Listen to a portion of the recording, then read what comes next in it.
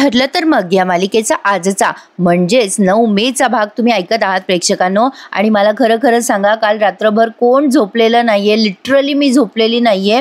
कालचे तुम्ही युद्धाचे क्षण बघितले असतील मीडियावर वगैरे। प्रेक्षकांनो, भारतीय आर्मीला सलाम आहे, खरंच सलाम आहे। म्हणजे आपला रिव्ह्यू सुरू करण्यापूर्वी मला हा विषय बोलावासा वाटला, आणि का बोलावासा वाटू नये प्रेक्षकांनो, खरंच कमाल आहे भारतीय सैनिकांची। आज आपण सगळे सुरक्षित आहोत ना, ते फक्त आणि फक्त आपल्या भारतीय जवानांमुळे। सल्यूट आवर इंडियन आर्मी फर्स्ट प्रेक्षकांनो, खरंच। आणि आता खरं तर आज दुसऱ्या कुठल्याच विषयाबद्दल बोलावंसं वाटत नाहीये। आज बातम्यांवरनं माझी नजरच हटत नाहीये, आणि शेवटी आपलं काम तर आपल्याला करावं लागणार आहे ना, ते चुकवून कसं चालेल। तर बघत राहा, ठरलं तर मग रिव्ह्यू सुरुवात करतेय। तर आता दामिनी आणि महिपत भेटले। दामिनी जरा विचार करत असते, तेव्हा महिपत तिला म्हणतो, झाला का बाई, काही विचार करून झालाय का? नाही म्हणजे उद्या आपण कोर्टामध्ये नेमकं काय करणार आहोत? नाही म्हणजे बाई सगळं आपल्या बाजूने होईल ना उद्या? त्यावर दामिनी म्हणते, प्रिया म्हटलीये खरं की सगळं आपल्या बाजूने झालंय। ती घाबरली होती, पण मला वाटतंय अर्जुन उद्या बॉम्ब टाकणार आहे आपल्यावर, त्याआधी तो डिफ्यूज करायला हवा।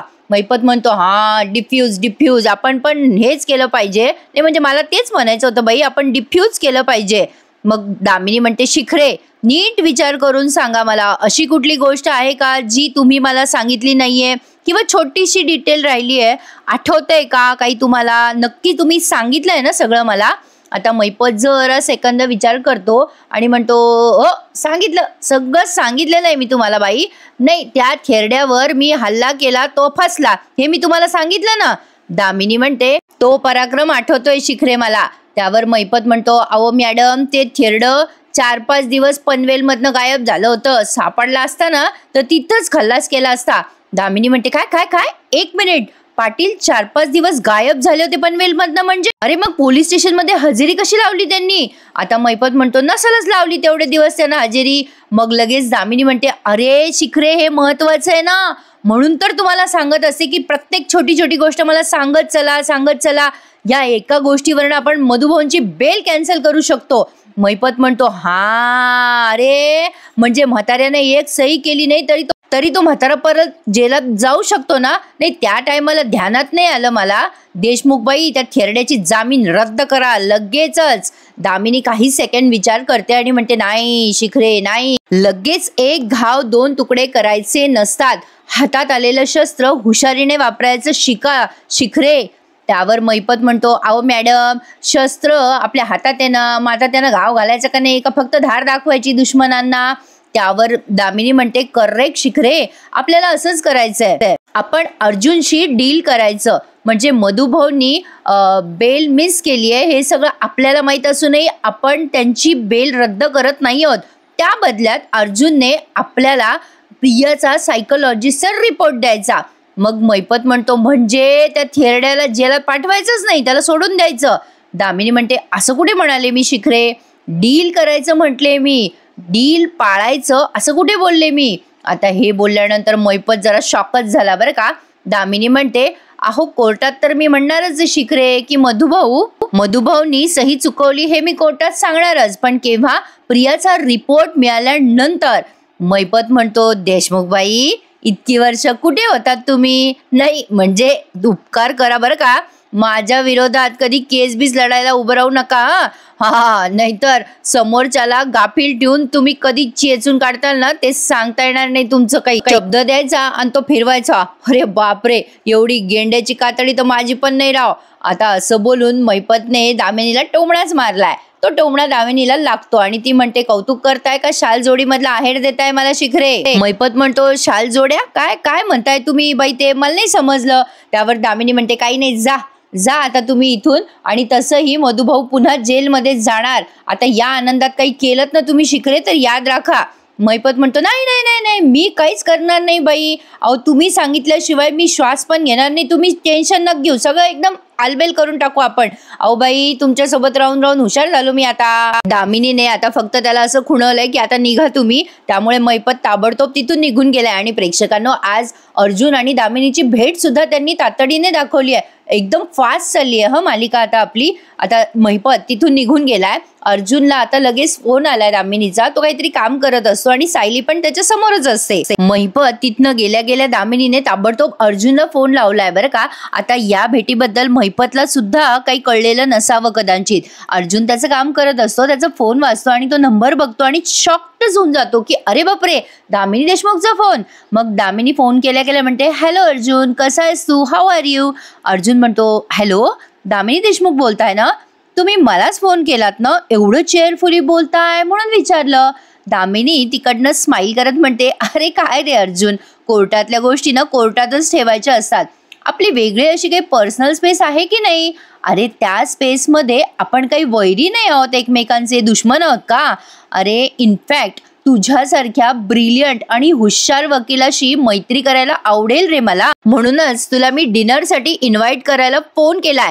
अरे हा, कोर्टातलं सगळं विसरून जा हा तिथल्या तिथे, आणि तुझ्या बायकोला घेऊन ये नक्की. अर्जुन सायलीकडे बघतच राहतो बरं का, आणि सायली त्याच्याकडे. आता सायलीला काही कल्पना नाहीये काय नेमका फोन आलेला दामिनीचा.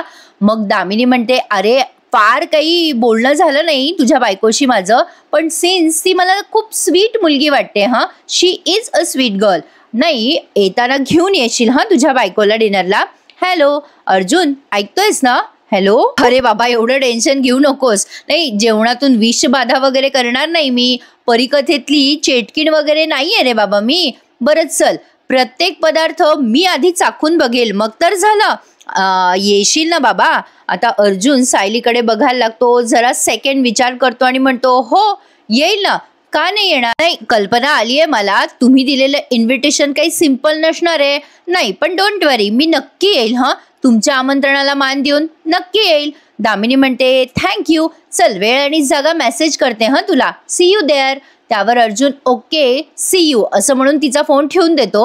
पण आता दोघंही विचार करायला लागलेत की काहीतरी आहे धमाका. अर्जुनलाही कल्पना आहे की दामिनीने दिलेलं इन्व्हिटेशन इतकं सहज सरळ आणि सोपं नाहीये, आणि ताबडतोब त्यांनी आज इन्व्हिटेशन सुद्धा दाखवलंय. म्हणजे ते दोघे तिथे गेले आणि त्यांची चर्चा पण दाखवली आहे प्रेक्षकांनो. बरीच फास्ट चालली आहे मालिका, आणि आता लवकरच कोर्टाचे सीन पण तुम्हाला बघायला मिळणार आहेत.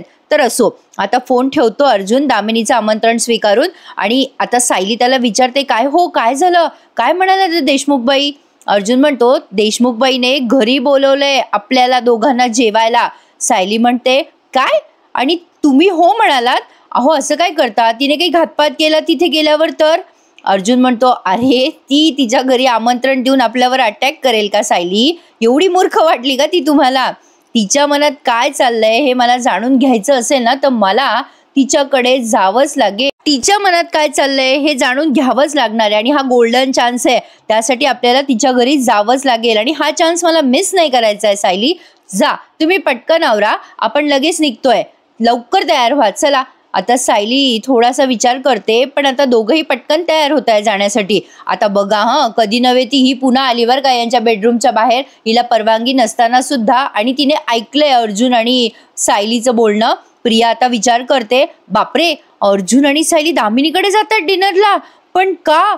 बाप रे, या डिनरमध्ये यांनी माझ्या विरोधात काहीतरी प्लॅन केलं तर, आणि ही दामिनी आणि अर्जुन एकमेकांना सामील झाले तर, बापरे, मग तर मी मेलेच. याला म्हणतात चोराच्या मनात चांदणं. पण असो, हिला एवढा विचार करायची काही गरज नव्हती, दामिनी आणि अर्जुन एक होतील वगैरे, असं कधी होणार आहे का प्रेक्षकांनो, असं तर मनात येणार नाही आपल्या. तर असो, तात्काळ त्यांनी अर्जुन दामिनीच्या घरी पोहोचलाय असा सीन घेतलाय.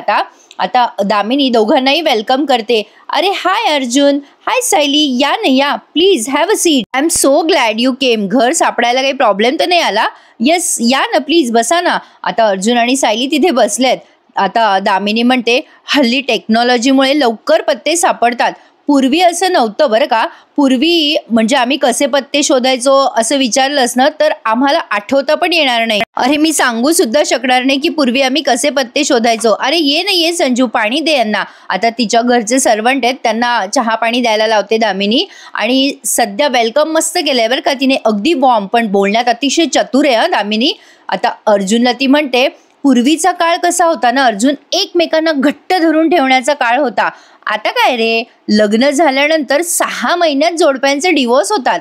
आता ह्या गोष्टी अर्जुनला खटकतात बरं का. तिच्या भेट अगदी फॉर्मल आहे, पण असो, त्यावर दामिनी म्हणते, अरे असो, तुमचं कपल यावरती अपवाद आहे हे नक्की. घे रे घे, पाणी घे ना अर्जुन.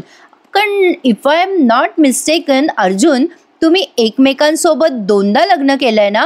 अर्जुन पाणी पिता पिता तिने अर्जुनला हा टोमणा हाणलाच. आता अर्जुनला ते लगेच लक्षात येतं आणि तो दामिनीला उत्तर देतो. अर्जुन म्हणतो, माझ्याबद्दलची माहिती तर तुम्ही मिळवलीच आहेत ना देशमुख मॅडम, मग कन्फर्म करण्यामध्ये वेळ कशाला घालवताय.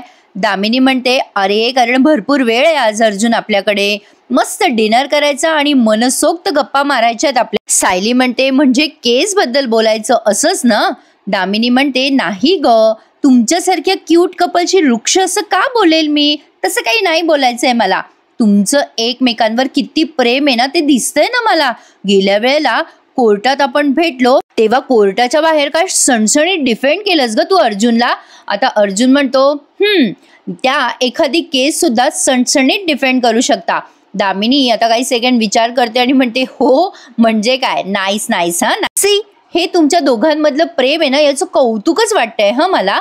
आता ती प्रत्येक वेळेला स्माईल करते. त्यावर अर्जुन म्हणतो, तुम्ही आमच्या प्रेमाचं कौतुक करण्यासाठी नक्कीच आम्हाला इथे बोलवलेलं नाहीये, तर डायरेक्ट तुम्ही मुद्द्यावर हात घातला तरी चालेल. त्यावर दामिनी म्हणते, नाही रे अर्जुन, खरंच नाही. अरे काहीही अजेंडा नाही आहे रे माझा, तू उगाच विचार करतोयस एवढा. अरे पूर्वीच्या काळी जशी युद्ध व्हायची ना, म्हणजे जेव्हा युद्ध व्हायची तेव्हा शत्रूने चर्चेसाठी बोलवलं तर राजा स्वतःचं शस्त्र छावणीत ठेवून मगच चर्चेला जायचा.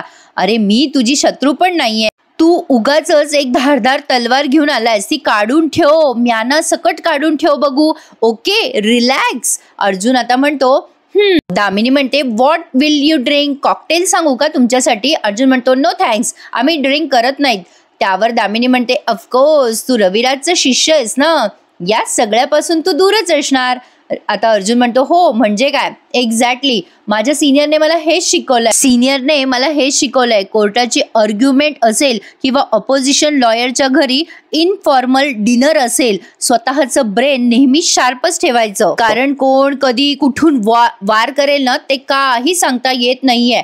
त्यावर सायली म्हणते, ज्या वकील मॅडम शुद्धीत असताना सुद्धा कोर्टामध्ये बोललेल्या शब्दांचा वेगळा अर्थ काढतात, त्या शब्दाचा गैरफायदा घेतात, अशा व्यक्तीसमोर आम्ही भान हरपून कसं चालेल ना मॅडम. सायलीने दामिनीला असं उत्तर दिल्यानंतर दामिनी अर्जुन आणि सायलीकडे बघतच राहते. म्हणजे कदाचित तिला कल्पना आली असावी की अर्जुन आणि सायली लेचेपेचे नाहीयेत, हे तिला माहितीच आहे म्हणा. पण असो, आता सायलीने असं बोलल्यानंतर अर्जुन लगेच म्हणतो, सेन्स ऑफ ह्युमर, हा माझ्या बायकोचा सेन्स ऑफ ह्युमर आहे. देशमुख मॅडम, तुम्हाला हा डिनर कायम लक्षात राहील, हे मात्र गॅरंटीड. आता असं बोलल्यानंतर दामिनी नुसती स्माईल करते अर्जुनला बघून. आणि आता मध्येच त्यांनी प्रियाचा सीन रंगवलाय. आता या प्रियाला उगाचच वाटायला लागलं असं की दामिनी आणि अर्जुन एकत्र येणारे म्हणून. आता खरं तर तिच्या मनात काहीतरी वेगळं यायला हवं होतं, पण जरा ओव्हर वाटलं मला हे. तर असो, आता प्रिया विचार करायला लागते की बापरे, 2 विरोधी पक्षाचे वकील भेटून काय करत असतील, प्लॅनिंग काय चाललं असेल यांचं. अर्जुन, सायली, दामिनी एकत्र येणं, बापरे बाप, माझ्यासाठी खूप डेंजरस गोष्ट आहे.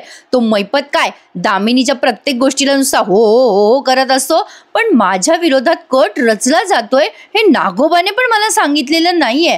खरंच सगळे एकाच माळेचे मणी आहेत म्हणा. पण नाही, मला आता असं बेसावध होऊन चालणार नाहीये. मी सावध राहायला हवं. हे सगळे मिळून माझी शिकार करतील आणि स्वतः सगळे केसमधनं अलगद सुटून जातील. नाही, मी सावधच राहायला हवं. प्रिया असा मनात विचार करते. पण प्रेक्षकांनो, काल आपल्या प्रेक्षकांच्या काही कमेंट्स आल्या होत्या, काही मजेशीर होत्या, काही सॉलिड होत्या. तर काय आहे ना, एका प्रेक्षकाने कमेंट केली होती की करता करविता हा नागोबा सगळं करून मस्त शांतपणे बसलाय. खरं आहे बरं का, कळ लावणारा हाच आहे खरा नागोबा. पण असो, आता प्रिया विचार करायला लागते की मी सावध असायला हवं, कारण तिला थोडीफार कल्पना आली आहे की हे सगळं प्रकरण आपल्यावर शेकलं जाऊ शकतं. तेवढ्यात तिथे अश्विन आलाय बरं का, आणि तो तन्वी म्हणतो तेव्हा ही खूप दचकते. अश्विन म्हणतो, अगं ए तन्वी, अगं एवढं दचकायला काय झालं, मीच आहे ना.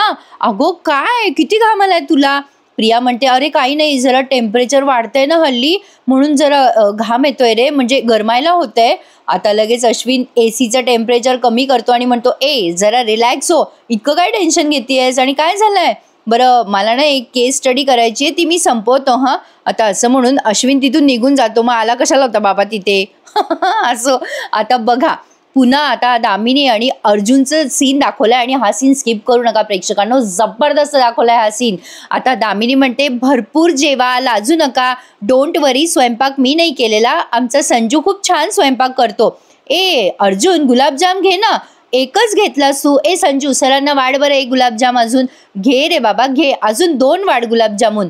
अर्जुन म्हणतो प्लीज नकोय मला, अति गोड आणि अति गोड बोलणारी माणसं हेल्थसाठी हानिकारक असतात, मी जरा गोड अवॉइडच करतो. आता दामिनी तिच्या सर्वंटला म्हणते जा तू संजू जा. पण काय रे अर्जुन, तुला ठेचा वगैरे सर्व करू का? नाही झणझणीत असं काहीतरी, तुला तसं आवडेल का? म्हणजे माणसांना जेवायला आणि जेवणालाही वेगळी चव येते नाही का, असं काहीतरी झणझणीत खाल्लं तर. पण काय गे सायली, तू खूप छान स्वयंपाक करत असशील ना? अर्जुन म्हणतो हो म्हणजे काय, माझी बायको सुगरणच आहे, ऑफकोर्स शी इज, आणि आयत्या वेळेला 25 माणसाचं जेवणही ती करू शकते. आता बघा दामिनीने थोडंसं मुद्दाम इन्सल्ट फील होईल असं टोमणा मारलाय सायलीला. ती म्हणते की काय ग सायली, तू मधुभाऊंच्या वात्सल्य आश्रमात होतीस ना? नाही, अशा मुलीनं घरकाम फार पटकन शिकतात. आता खरं तर अर्जुनला राग आलाय, त्यावरती सायलीने त्याला असं पटकन हात दाबून असं खुणवलंय की जाऊ द्या, काही उत्तर देऊ नका, म्हणून सोडून द्या. आता अर्जुनला ते मुद्दे खटकलेत आणि त्याच्या लक्षात येते की हिने काहीतरी बोलायला इथे बोलवलंय. आता हे त्याला माहितीच असतं आधी, पण आता डायरेक्ट तो मुद्द्यालाच हात घालतो. दामिनी म्हणते काय ग सायली, मधुभाऊ तुझ्या वडिलांसारखेच असतील ना? त्यावरती सायली म्हणते नाही, ते माझे वडीलच. दामिनी हळूहळू पॉइंटवर येते बरं का. दामिनी म्हणते बाप रे, म्हणजे जेवता जेवता बोलते ती, आणि म्हणते या केस दरम्यान ना एवढ्या धक्कादायक गोष्टी समोर आल्यात ना माझ्या की काय सांगू. त्यावर अर्जुन म्हणतो आतापर्यंत तुम्हाला कळलंच असेल की महिपत साक्षी खोटं बोलताय, हे तर नक्कीच कळलं असणार आहे, तरी सुद्धा तुम्ही त्यांची केस घेतली. दामिनी आता अर्जुनकडे बघते, अर्जुन तिच्याकडे बघतोय. मग दामिनी म्हणते अरे अर्जुन, माझा व्यवसाय आहे रे तो, आणि कसं आहे ना, कुठलीही केस थोडी कॉम्प्लिकेटेड असायचीच. कसं आहे, कधीतरी माझा अशील चुकतो, कधीतरी तुझा अशील चुकतो, चुकणारच नाही का. आता अर्जुनला कळतंय बरं का, ही काहीतरी बोलायचा प्रयत्न करतेय. दामिनी म्हणते कधीतरी साक्षी चुकीच्या सल्ल्यामुळे खोटं बोलली नाही का, कधीतरी मधुभाऊ 7 दिवस पोलीस स्टेशनमध्ये हजेरीच लावायला गेले नाही, चालूच असतं रे अर्जुन नाही का. बघा बोलण्या बोलण्यातून तिने किती समर्पक टोमणा अर्जुनला मारलाय आणि तो त्याला कळलाय. न कळण्या इतपत तो काही वेडा नाही. आणि दामिनी पण खूप शार्प आहे प्रेक्षकांनो, आणि अशा दिग्गज लोकांची चर्चा ऐकणं ना खूप इंटरेस्टिंग असतं, मजा येते, बरंच काही शिकायला मिळतं. तर असो, आता दामिनी म्हणते काय रे अर्जुन, मधुभाऊंच्या जीवाला धोका होता तेव्हा तुम्ही त्यांना मुळशीला नेलं होतं म्हणे. 7 दिवस खूप जड गेलं असेल ना मधुभाऊंना तिथे राहणं? नाही म्हणजे तुम्हालाही फार कठीण गेलं असेल हे सगळं. काय ग सायली, मी बरोबर बोलते ना? त्यावर सायली त्या दामिनीला उत्तर देते की नाही, तेव्हाही हे माझ्या आणि मधुभाऊंच्या पाठीशी ठामपणे उभे होते. त्यावर दामिनी म्हणते आय एम शुअर, अर्जुन सारखा नवरा तुझा, म्हणजे अर्जुन सारखा वकील तुझा नवरा आहे, त्यामुळे प्रश्नच नाही ग. म्हणजे त्याला माहित होतं की मधुभाऊंनी 6 दिवस काय 1 दिवस जरी हजेरी चुकवली ना तरी ते चुकीचं आहे. म्हणजे जामिनावरती ते सुटलेले होते ना, त्याबद्दल बोलते दामिनी.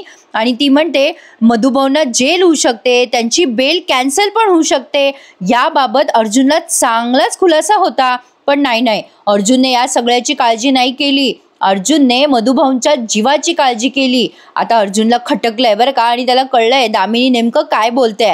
दामिनी म्हणते वा वा वा, खरंच सायली, असा नवरा मिळायला भाग्यच लागतं. नाही, तुम्ही दोघं काही जेवतच नाही आहात, प्लीज जेवा ना. ए सायली, 1 गुलाबजाम घे ना ग. आता बघा प्रेक्षकांनो, हिने बोलता बोलता जो टोमणा मारला तो अर्जुनला चांगलाच लागलाय, आणि त्याला कळलंय की हिच्या मनात काहीतरी. आणि त्या क्षणाला अर्जुन म्हणतोय हे बघा देशमुख मॅडम, पुरे करा आता हे जेवणाचं नाटक वगैरे, जे काही आहे तुमच्या मनामध्ये ते थेट बोलून टाका, डायरेक्ट मुद्द्यालाच हात घाला. अर्जुन पुढे म्हणतो तुम्ही किती म्हणालात ना मॅडम की इथे आम्हाला बोलवण्यामागे तुमचा काही मोटिव्ह नाहीये, तर मला या गोष्टीवर आता विश्वासच बसत नाहीये, तुम्ही मुद्द्याचंच बोला.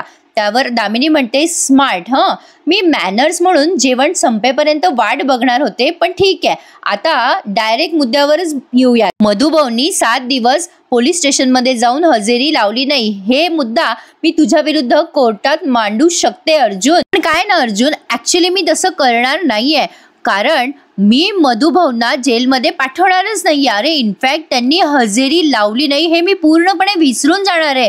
खरंच अर्जुन. अर्जुन म्हणतो या बदल्यात तुम्हाला माझ्याकडनं काय हवंय? दामिनी म्हणते व्हेरी स्मार्ट. फार काही नाही रे, प्रिया मधुकरची सायकोलॉजिस्टने जी काही चौकशी केली आहे ना त्याचा फक्त मला रिपोर्ट हवाय, बाकी काही नाही. आता असं बोलल्यानंतर दामिनी पुढे काहीच बोलत नाही. मग अर्जुन म्हणतो याचा अर्थ तुम्ही मला डील ऑफर करताय ना मॅडम.